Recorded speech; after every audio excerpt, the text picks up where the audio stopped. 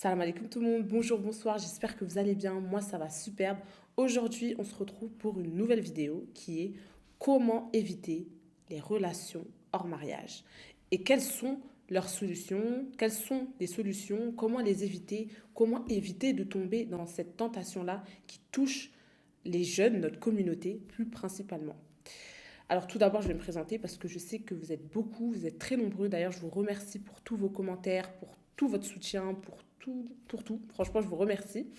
Alors du coup, je m'appelle Syrah, étudiante en langue arabe et je suis présente sur mes réseaux sociaux. Donc vous pouvez me suivre sur Snapchat et TikTok, aussi Instagram et par mail. S'il y a des personnes qui souhaitent converser, parler par mail. Avant de commencer la vidéo, je vous avais dit la dernière fois, dans ma dernière vidéo sur le voile, que je vendais des soins de Médine à petit prix pour mes abonnés.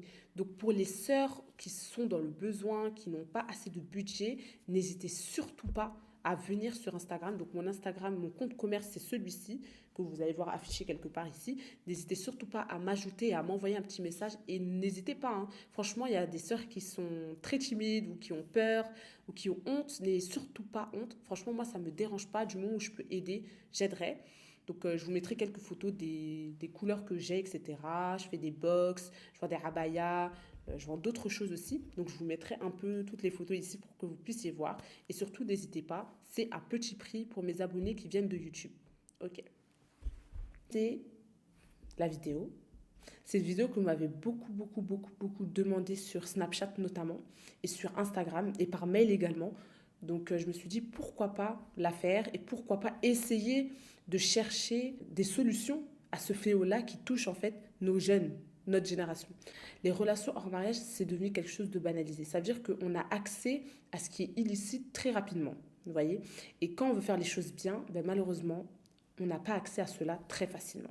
Je vais donner plusieurs points. Première chose à faire pour éviter de tomber dans les relations hors mariage et éviter d'être dans des situations à risque. Quand je dis éviter d'être dans des situations à risque, c'est tout simplement le fait que quand on parle d'une situation à risque, c'est vis-à-vis d'un homme et une femme, d'accord?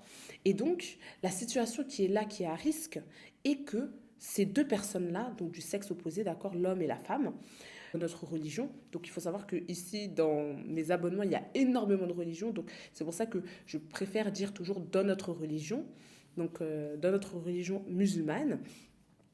La troisième personne, lorsqu'une personne s'isole, un homme et une femme s'isolent ensemble, la troisième personne est le djihad, donc le shaitan en arabe. D'accord? Et donc du coup, lorsque on fait le constat ou lorsque je discute avec mes sœurs qui me parlent de ceci, ils me disent mais oui, lorsqu'on est deux, en fait nous ne sommes pas deux, nous sommes trois. Pourquoi nous sommes trois? Car le shaitan est là pour pousser l'être humain à commettre des choses peut-être irréparables. Bon, on va pas dire irréparables, mais commettre des interdits où les personnes pensaient ne jamais commettre. Vous voyez un peu?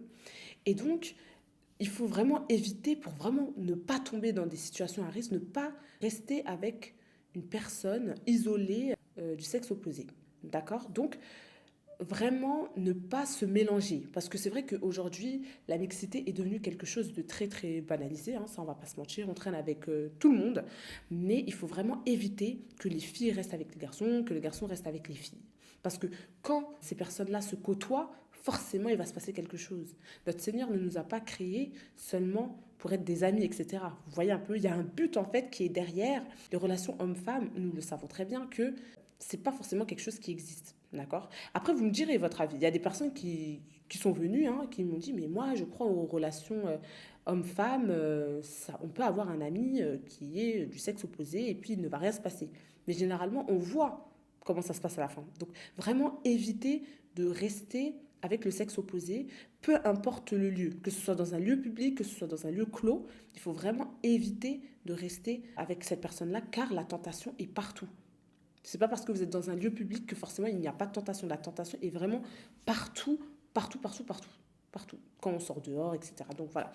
Donc c'est vraiment le premier conseil que je peux donner. Ensuite, le deuxième point qui me semble être logique, mais pour certaines personnes ce n'est pas peut-être logique, mais éviter les fréquentations mauvaises. Alors, aujourd'hui, on est dans une société où on traîne avec beaucoup de monde, où on veut se faire voir par tout le monde, où on veut être populaire pour plaire.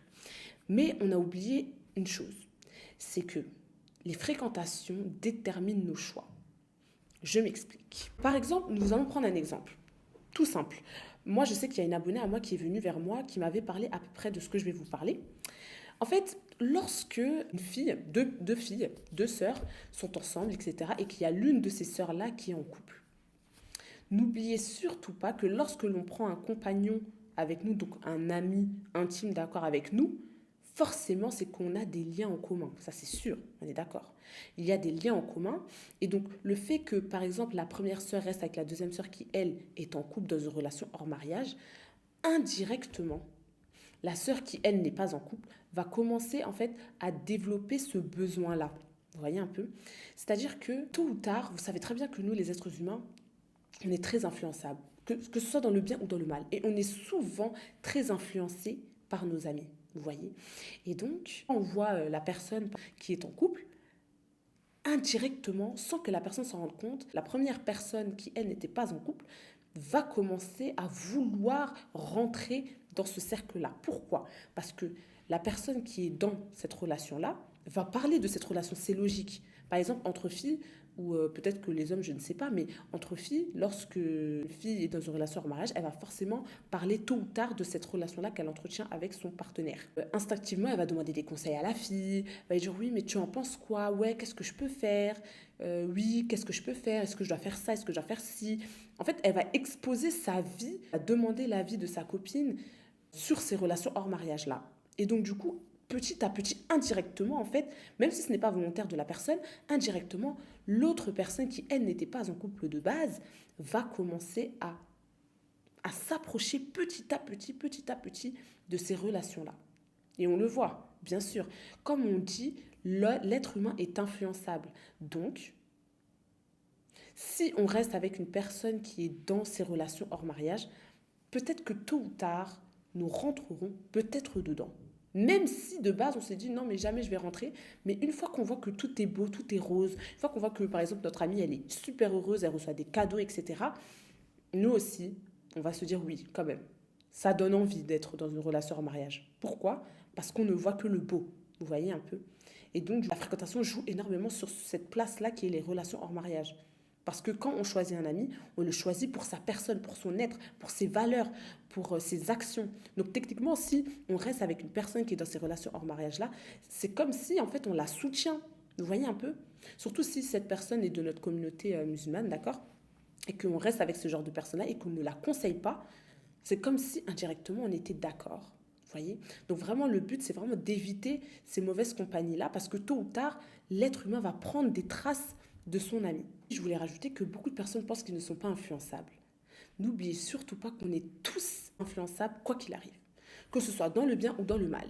Donc le but est d'être déjà en tant que, pour nous-mêmes, pour notre propre âme, être une bonne influence pour les autres et ne pas être une mauvaise influence. Car même si aujourd'hui, la personne avec qui vous traînez est dans une relation hors mariage et qu'elle ne vous dit pas oui, rentre dans ces relations hors mariage, indirectement, elle vous entraîne en fait petit à petit dans ces relations-là et ensuite vous allez développer vraiment un manque en fait vis-à-vis de ça. Vous allez vous dire mais cette fille-là elle est comblée, cette fille-là elle a de la chance alors que pas du tout. Pas du tout, ce n'est qu'une illusion. Pour les personnes qui ne savent pas pourquoi je dis c'est une illusion, n'hésitez surtout pas à voir ma vidéo sur les relations hors mariage, où vous pourriez voir pourquoi j'utilise le terme de d'illusion. Le prochain conseil est éviter les comportements qui pourraient ramener la personne aux relations hors mariage. Lorsque je dis cela, c'est éviter de flirter, je ne sais pas si je dis bien le mot, mais éviter de jouer, en fait techniquement je vais vraiment employer les mots, à un jeu de séduction avec un homme ou une femme. Voilà. Parce que en fait, quand une personne commence à rentrer dans un jeu de flirt, ben, en fait, la personne, elle l'engage, même si actuellement la personne n'est pas dans une relation avec l'homme ou la femme, la personne commence à s'approcher petit à petit. Plus les personnes vont côtoyer, comme j'ai dit, le premier exemple, plus les personnes vont côtoyer le sexe opposé, plus petit à petit, il va avoir un flirt et plus petit à petit, ils vont s'approcher du but qui est les relations hors mariage. Vous voyez, depuis le début, j'avais dit éviter de rester avec le sexe opposé. Ensuite, j'ai dit éviter les mauvaises compagnies. Ensuite, j'ai dit éviter le flirt, par exemple, donc jouer à un jeu, d'accord. Et ensuite, éviter les conversations inappropriées, voire les contacts physiques. En fait, on peut voir que depuis le début, c'est un crescendo, enfin, c'est un escalier qui descend petit à petit pour arriver à ces relations-là.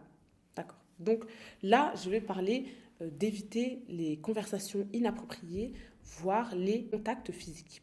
Donc, pour les conversations inappropriées, déjà les conversations inappropriées est déjà de base, à la base, une relation entre un homme et une femme qui ne sont pas reliés par un mariage, vous voyez. Donc déjà, ça commence déjà par une base qui est faussée. Quand je dis éviter les conversations inappropriées, ça veut dire que des fois, il y a des sujets, c'est même pas... C'est peut-être des sujets tabous, peut-être qu'on n'a même pas l'habitude de parler avec nos proches, qu'on va parler avec un homme ou une femme du sexe opposé. Donc c'est vraiment, là je suis en train vraiment de parler de ceci. Hein. Et donc du coup après, quand on parle de plein de choses inappropriées, après, la parole, on va passer par la parole et ensuite on va passer par l'acte. Donc quand je dis l'acte, c'est le physique, le toucher. Et donc du coup, c'est vraiment très très important pour une personne qui veut vraiment éviter tout cela, de vraiment bannir en fait ces conversations inappropriées qui n'a aucun sens, qui n'est même pas dénouée de raison, parce qu'en soi ce n'est que la passion, voire le désir de l'homme ou de la femme qui sont en train d'augmenter vis-à-vis de l'homme ou de la femme, quoi. Vous voyez un peu, genre c'est un mélange de désir, de passion, etc. Et donc du coup, ça vient dans l'inapproprié et il n'y a pas la base en fait solide qui est la raison. Le prochain point est éviter les contenus, les médias inappropriés, voire nuisibles pour l'homme ou la femme. Donc quand je dis le contenu inapproprié, donc c'est lié forcément à quelque chose. Que ce soit des films, des photos, des vidéos, voilà, on va pas faire un dessin, on sait tous de quoi on parle. Donc le fait d'éviter en fait de tomber dans ce gouffre-là, dans cette addiction-là autour des vidéos, autour des contenus en fait qui sont nuisibles en fait techniquement pour l'homme ou la femme, si l'homme ou la femme se préserve de ces images-là, de ces modèles-là qui prennent pour modèle, si cette personne-là évite de tomber dans ce genre de film, dans ce genre de contenu inapproprié, ça fait déjà beaucoup. Parce qu'aujourd'hui, on a cette facilité-là aujourd'hui à cliquer sur tout et n'importe quoi. On a la facilité de cliquer sur un contenu, ne serait-ce qu'une seconde. Il y a une facilité autour de ce qui est inapproprié, de ce qui est malsain, de ce qui est irréel. Vous voyez un peu? Cela fait partie des points à éviter. Pourquoi? Parce que les hommes ou les femmes vont commencer à avoir une image de l'homme ou de la femme et vont commencer à avoir des idéaux et des pensées négatives, voire absurdes vis-à-vis du sexe opposé et donc du coup va essayer de reproduire ce genre de choses-là et puis petit à petit va tomber en fait dans la fornication. Voilà, parce qu'aujourd'hui malheureusement, personne n'est protégé de ce genre de contenu et ce contenu-là est disponible partout, vous voyez. Et donc, le fait d'éviter de tomber dedans est déjà quelque chose de bien. Parce qu'en soi, on est baigné dans un monde du digital, dans un monde de la rapidité, dans un monde où la facilité est vraiment facile. En fait, j'ai l'impression que, vous voyez, plus c'est facile, plus c'est malsain. Plus c'est compliqué, plus c'est mieux. Vous voyez un peu? Aujourd'hui, on a cette facilité-là à avoir comment expliquer, à avoir une facilité pour faire le mal. On a cette facilité-là à faire quelque chose de malsain, mais on n'a pas de facilité à faire quelque chose de bon. Donc on a plus de difficulté à faire quelque chose de bon que faire quelque chose de mauvais. C'est très paradoxal. Hein. On est dans une société vraiment qui fait peur parce qu'on se dit que, oui, subhanallah, en fait, tout est facilité pour les choses malsaines. Mais quand il s'agit de faire les choses de façon droite, carrée, là, il y a des bâtons dans les roues, c'est compliqué. Prochain point, il y a le fait d'éviter les endroits inappropriés où les gens s'adonnent ou se livrent à des activités immorales. Quand je dis cela, on le sait toutes et tous, que lorsque par exemple on veut mettre un pied quelque part, nous savons très bien pertinemment si cet endroit-là est bien ou pas. Donc pour éviter de tomber dans ce genre d'endroit, dans ce genre d'événement, il faut éviter ce genre de choses. Parce que plus on est exposé, plus on va faire l'effort pour aller vers quelque chose qui est mauvais, plus les conséquences seront lourdes après. Vous voyez un peu. Donc, techniquement, il faut fréquenter les bons endroits. Mais ça encore, c'est autre chose. Connaissons-nous les bons endroits? C'est vrai qu'aujourd'hui, on connaît plus les mauvais endroits que les bons endroits, mais il est très important d'éviter de fréquenter les mauvais endroits où vous savez que c'est immoral, où vous savez qu'il n'y a aucune source de bien, mais qu'il n'y a que de la fitna en fait qui est autour. Ensuite, il y a également le fait d'éviter les situations où nous pourrions être tentés de franchir nos limites. Avec ma sœur, on parlait la dernière fois du fait que chaque être humain, quoi qu'il arrive, connaît ses propres limites. C'est-à-dire que chaque personne a ses limites. En fait, les limites de la personne dépendent de son éducation, dépendent peut-être de sa religiosité, dépendent de plein de facteurs, peut-être un facteur culturel, un facteur moral, un facteur ethnique. Donc, chaque personne sait dans quoi il doit être, vous voyez? Et donc, est-ce que les limites sont propres à chacun? Chaque chose que nous faisons à l'école, à la maison, là, quand on se congé avec nos parents, avec nos amis, nous savons toutes et tous quelles sont nos limites à ne pas dépasser, quelle est la zone rouge à ne pas dépasser. Et souvent, il y a des personnes qui essayent de jouer sur leurs limites. Ils essayent de franchir des limites pour voir ce que cela provoque.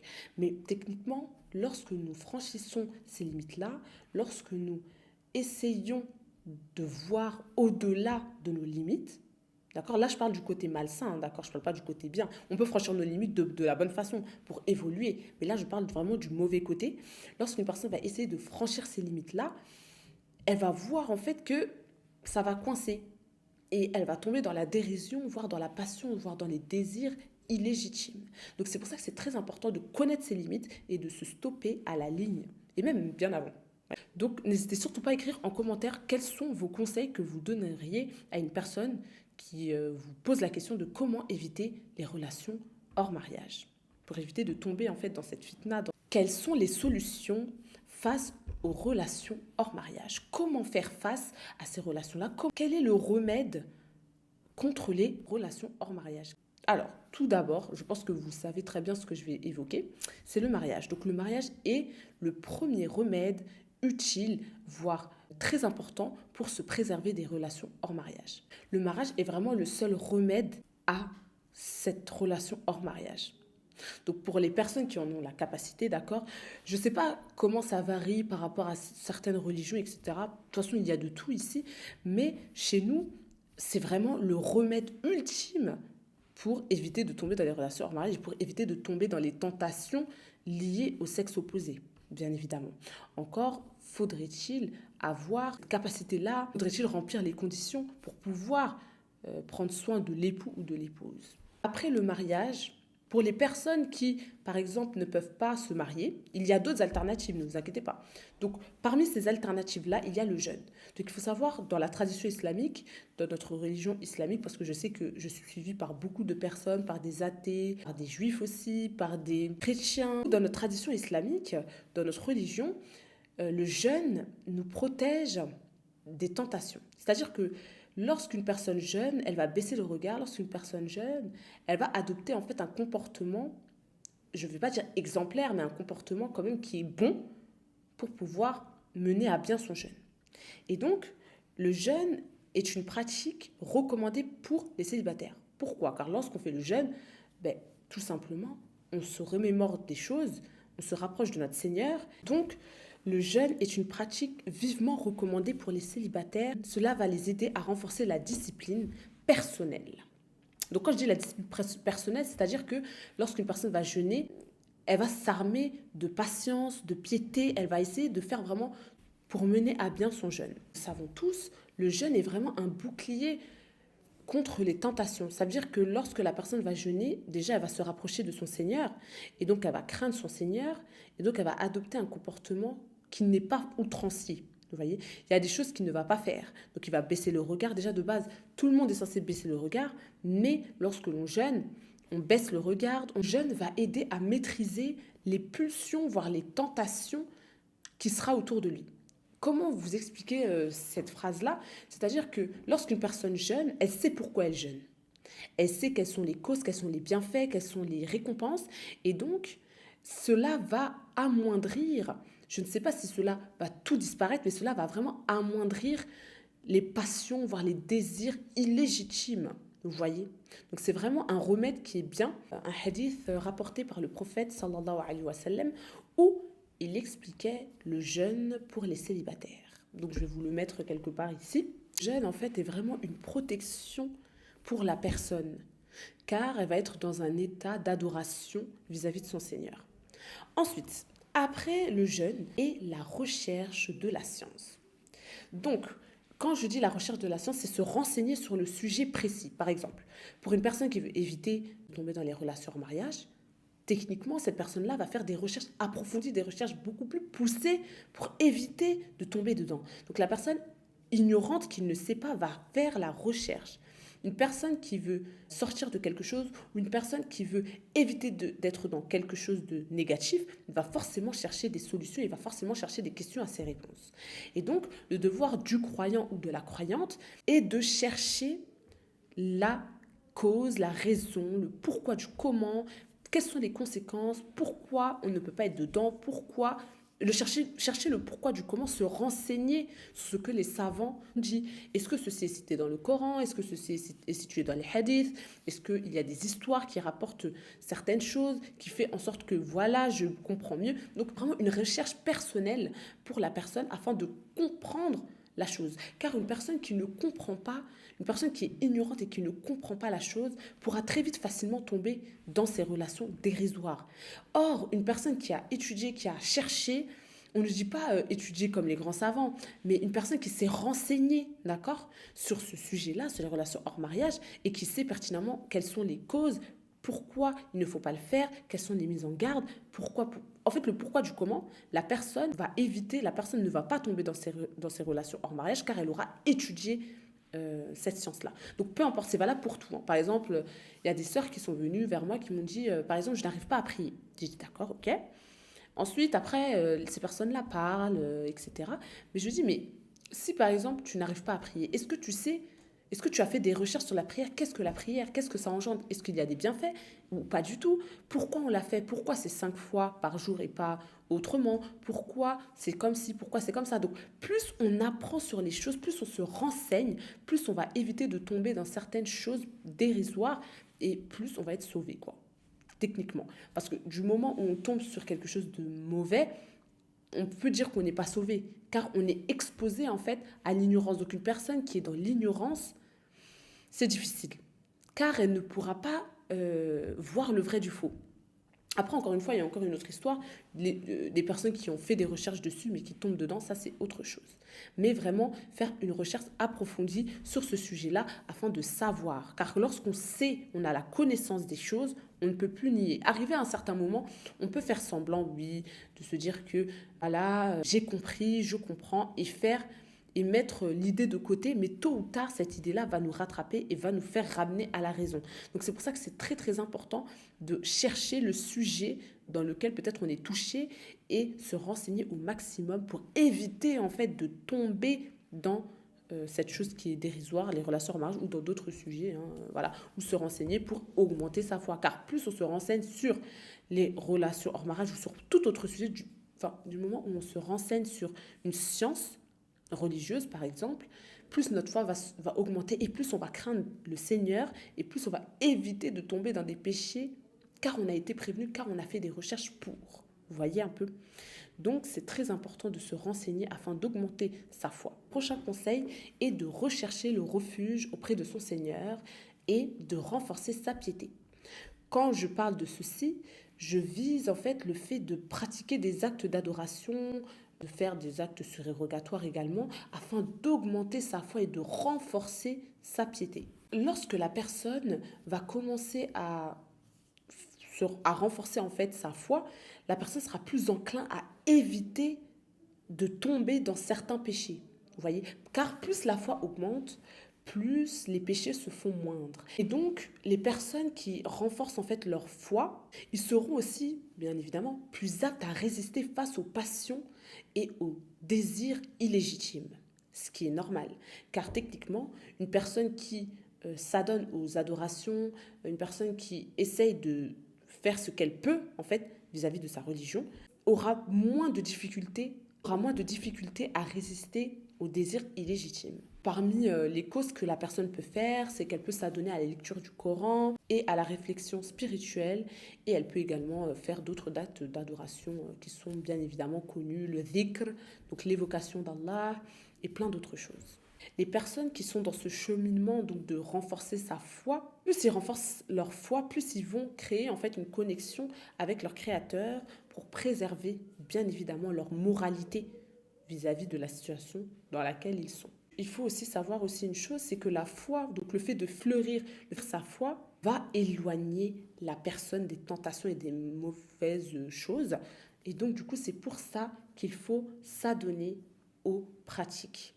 Faire tout ce que l'on peut. C'est vrai que ce n'est pas évident de faire beaucoup de pratiques religieuses, etc. Pour certaines personnes, c'est vrai qu'on est dans une société où tout va vite et que certaines personnes diront qu'ils n'ont pas le temps. Mais essayez quand même de faire ce que vous pouvez pour essayer de vous rapprocher de votre Seigneur et pour éviter de tomber dans des désirs illégitimes. Un autre point, c'est le fait de rester avec des personnes ou de se rapprocher des personnes qui ont une foi.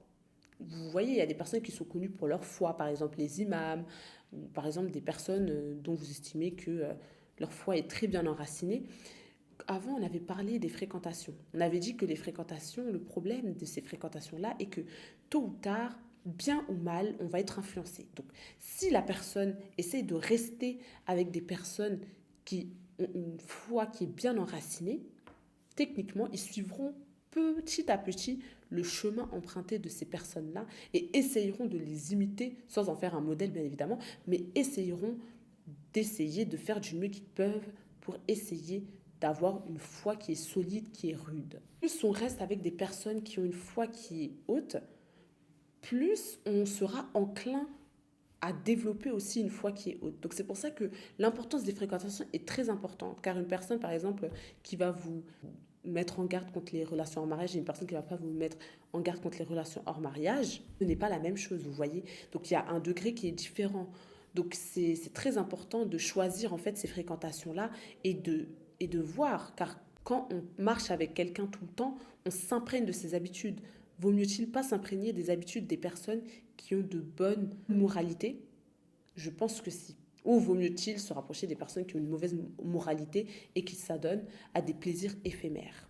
Prochain point, il y a le fait de respecter ses propres valeurs et croyances, éducation, etc. Donc, lorsque je parle de respecter ses propres valeurs et croyances, etc., enfin tout ce qui en suit éducation, hein, c'est très important parce qu'aujourd'hui, lorsqu'on regarde la société, on voit que peut-être que tout le monde n'a pas les mêmes valeurs ni les mêmes principes. Lorsque je parle de respecter ses propres valeurs et croyances, etc., moi personnellement, après c'est mon avis, vous me direz votre avis, moi je pars du principe qu'une personne qui s'adonne, après encore une fois c'est encore mon avis, les personnes qui s'adonnent à des relations illicites, par exemple qui sont liées à leur religion et qui commettent ce genre de choses-là, sont des personnes, a priori pour moi, hein, après ce n'est qu'un avis de ma part, sont des personnes qui ne respectent pas en fait la valeur de leur religion.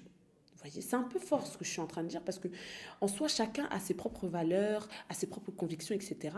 Mais moi, je pars du principe que du moment où c'est relié en fait à la religion, ou c'est relié à ses propres valeurs, peut-être il y a des valeurs de la famille, des valeurs de tribu, bon ça c'était avant, mais au moment où c'est lié à la religion et que cette personne-là ne comprend pas ou n'est pas en accord avec ceci, j'ai l'impression que cette personne-là ne se respecte pas ou accorde moins de valeur en fait à leur religion.